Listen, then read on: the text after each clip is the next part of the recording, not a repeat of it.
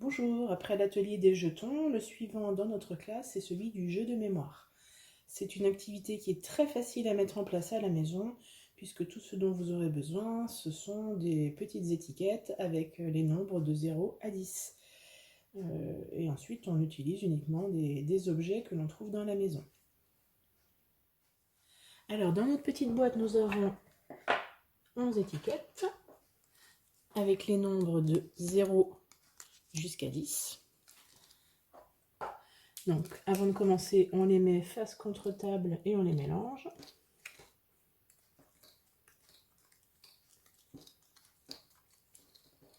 Et votre enfant doit tirer une étiquette au hasard. Donc, il lit d'abord le nombre qu'il reconnaît sur l'étiquette, ici le 2. Il laisse son étiquette sur la table, il doit la mémoriser et aller un peu plus loin dans la maison chercher le nombre d'objets correspondants. Donc il ne faut pas qu'il aille chercher des objets dans un endroit trop proche de la table où il puisse vérifier visuellement la quantité qui était demandée sur l'étiquette. Il faut dans ce jeu qu'il mémorise.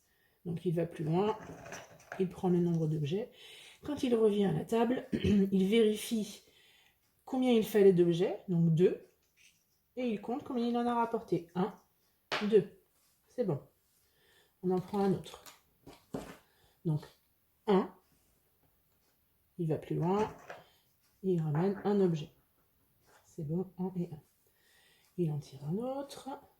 Donc quand il tombe sur le 0, il faut qu'il comprenne qu'il ne doit aller chercher aucun objet. Donc sous le 0, il n'y a rien. Et il en prend un autre. Donc 3. Admettons par exemple qu'il se trompe. Il doit aller chercher normalement 3 objets et il n'en ramène que 2. Donc en revenant, il revérifie 3 et il compte 1, 2 et là il doit se rendre compte qu'il s'est trompé. Donc est-ce qu'il en manque ou est-ce qu'il y en a trop? Donc si on en a 2 et qu'on en veut 3, ça veut dire qu'il en manque 1. Donc il doit retourner chercher un autre objet. Donc votre enfant peut faire cet atelier soit tout seul, soit en binôme avec vous, c'est-à-dire il tire une carte, vous en tirez une chacun votre tour, ou alors avec un frère ou une sœur.